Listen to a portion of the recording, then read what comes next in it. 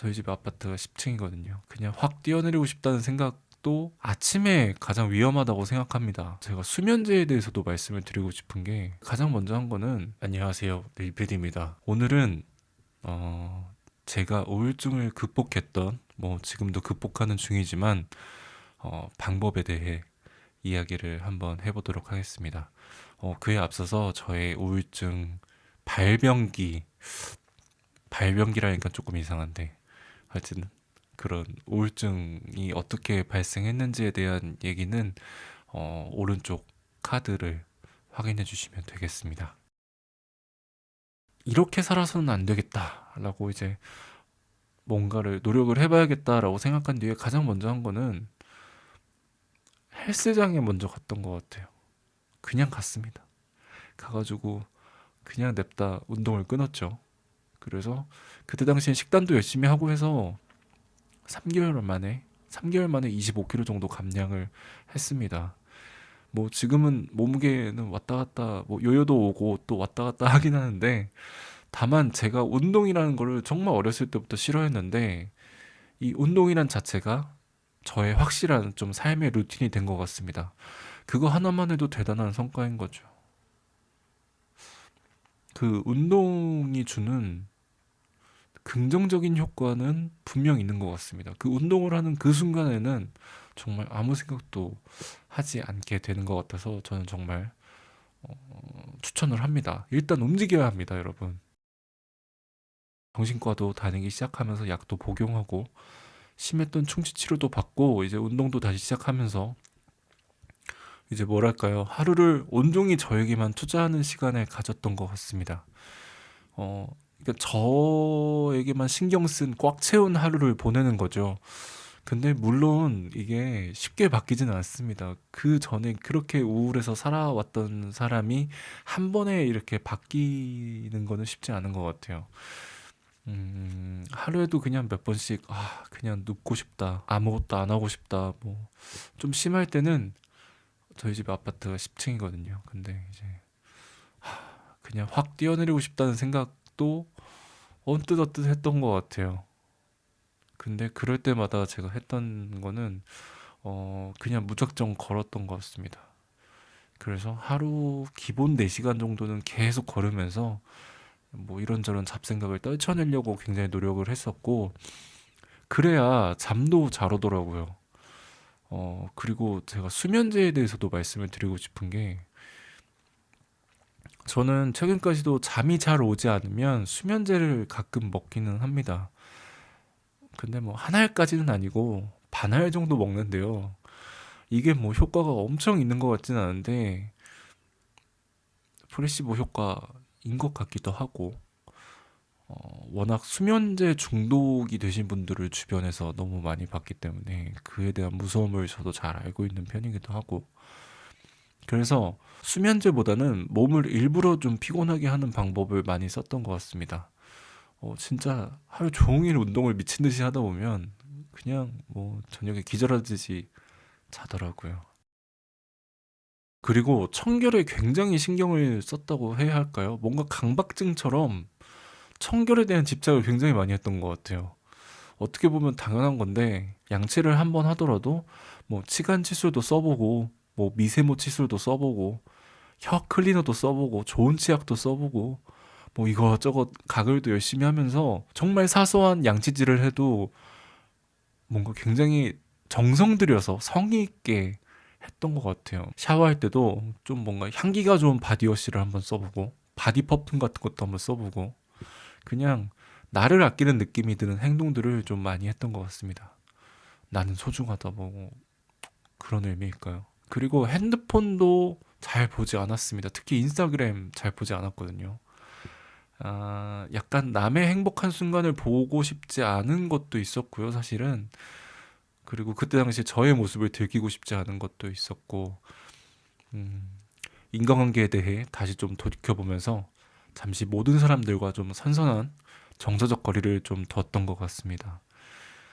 어, 그래서 사실 그때 당시에 뭐 이렇게 멀어졌던 인연도 있고, 그때 당시에 좀 가까워졌던 인연도 있는데, 저는 뭐 이렇게 하는 거에 대해서 너무 인간관계에 대해 좀 피로감을 느끼시는 분들은 좀 한 번씩 해보시는 것도 나쁘지 않을까? 너무 길게 하면 안 되겠지만 가끔은 그냥 카톡도 드문드문 그냥 하면서 그냥 핸드폰 자체를 좀 많이.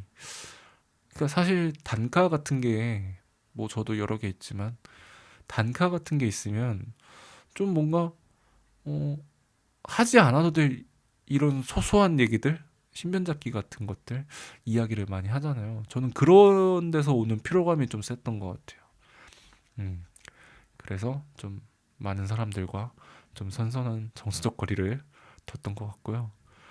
대신 불특정한 다수의 사람들을 좀 관찰을 했던 것 같습니다. 주말에 카페에 가서 그냥 책 하나 보면서 뭐 이 사람 저 사람 이렇게 사람들이 하는 얘기도 들으면서 백색 소음이라고 하죠.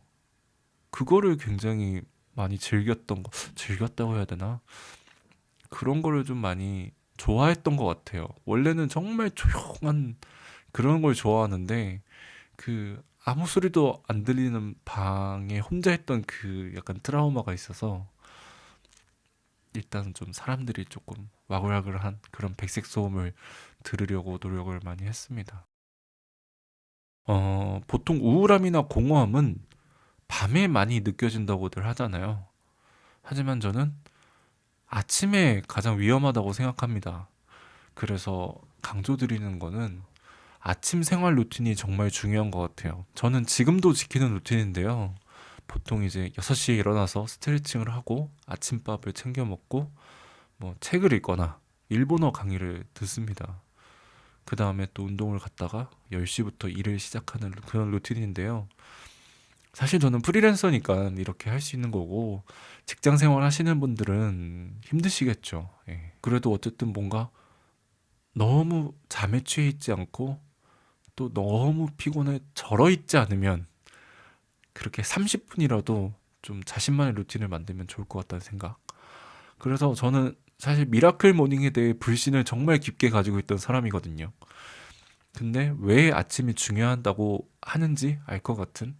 그리고 아침을 좀 꽉 차게 보내게 되면 시간을 굉장히 알차게 쓰는 느낌이 듭니다. 대신 아침에 좀 분주한 대신 10시에는 너무 이르죠. 네, 10시에는 꼭 자려고 노력을 합니다. 이게 10시를 넘기게 되면 잠이 잘 안 오기도 하고요. 생각이 많아지고 약간 불필요한 감정들이 몰려오는 느낌? 그래서 차라리 잠을 자자. 약간 이런 생각. 뭔가 사부작사부작 이게 쓸데없진 않은데 자격증 시험 같은 걸 많이 봤던 것 같아요. 단기 목표죠. 어떻게 보면. 뭐 토익 시험도 보고, 뭐 공인중개사 자격증 시험도 봤고요. 한국어 능력 시험, 한국사 능력 시험, 뭐 이런 것도 봤습니다. 뭐 결과가 괜찮게 나온 것도 있고, 뭐 떨어진 것도 있고 한데, 결과가 중요하다기보다는 그냥 성취감인 거죠.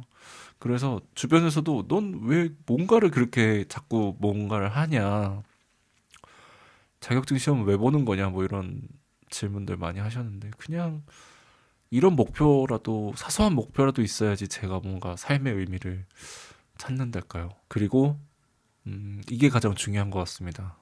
자신에 대한 냉정한 주제 파악이 중요한 것 같습니다. 어떻게 말하면 현실 파악인 거죠. 뭐, 이제 자신의 관점 자체를 정말 냉정하게 봐야 된다는 거죠. 이 우울증을 겪다 보면은 자신이 정말 주관적인 감정에 끌려가는 거기 때문에 객관적인 자신의 모습을 보기가 굉장히 어렵습니다.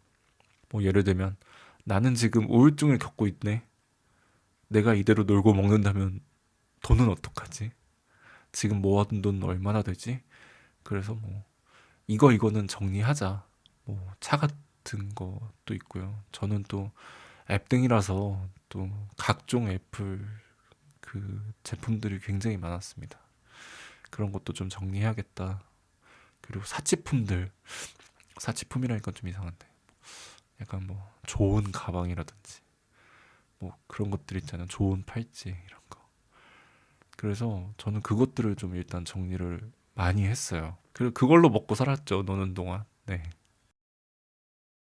나를 온전히 이해하는 사람은 나뿐입니다. 다른 사람에게 그걸 강요도 기대도 하지 않는 게 맞는 것 같아요. 그리고 제가 이번에 정말 절실하게 느꼈던 거는 남의 감정에도 쉽게 이해하는 척도 하지 말자라는 게 뭔가 저의 생활 철학처럼 또 생겨났습니다. 이해하는 척을 굉장히 많이 했거든요, 그동안. 제 성격이 그랬나 봐요. 좀 뭔가 쉽게 공감하고 이해하고 이런 거가 저의 장점이라고 생각했는데 그냥 그것도 어떻게 보면 척이었지 않나라는 생각이 좀 들더라고요. 그래서 뭐 물론 공감하고 이해해주고 이런 것도 중요하지만 진심 어린 그런 게 아니라면 척은 하지 말자. 뭐 이런 생각을 하게 됐습니다. 뭐 이런 식으로 저의 물건도 감정도 인간관계도 좀 미니멀리즘으로 돌아가는 과정이 꼭 필요한 것 같습니다. 그러면서 나의 뭔가 우울증이나 이런 무기력감, 패배감도 희석이 된 것 같습니다. 지금도 무기력증이 한 번에 확 밀려올 때가 있거든요. 그래서 그럴 때는 그냥 꼭 해야 하는 일만 하고 그냥 가만히 있는 편입니다. 그동안 바쁘게 살았구나, 뭐 쉼이 필요하구나 하고 그냥 저의 이런 감정을 좀 많이 다스리려고 노력을 하는 편입니다. 음, 정말 두서가 없네요. 네, 두서가 없었습니다. 일단 정리를 해보자면 우울증에 대한 정확한 진단이 필요한 것 같습니다. 병원에 꼭 가서 진단 받으시고 필요하다면 약의 도움을 받는 것도 괜찮은 것 같습니다. 그리고 과거에 대한 생각의 고리를 끊어야 합니다. 과거는 이미 정말 다 지나간 얘기잖아요. 우리의 현실을 정말 냉정하고 중요하게 생각해야 할 것 같습니다.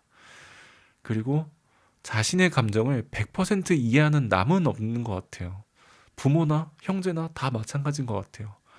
자신은 자신이 돌봐야 합니다. 그리고 뭐 사소한 하루 루틴부터 한 달치 계획까지 촘촘하게 짜서 몸을 좀 많이 피곤하게 해야 합니다.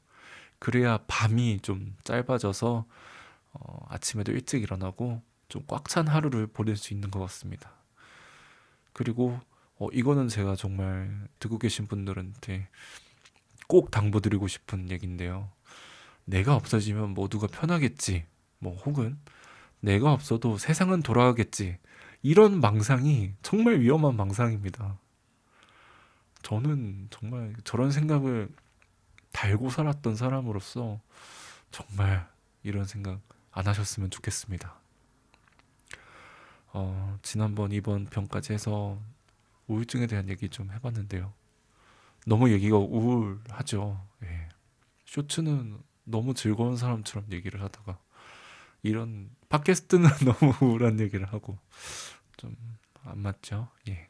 다음에는 좀 재밌는 얘기를 해보려고 합니다. 지금까지 들어주셔서 감사합니다. 우울증이 있으신 분들은 정말 극복 잘 하셨으면 좋겠습니다.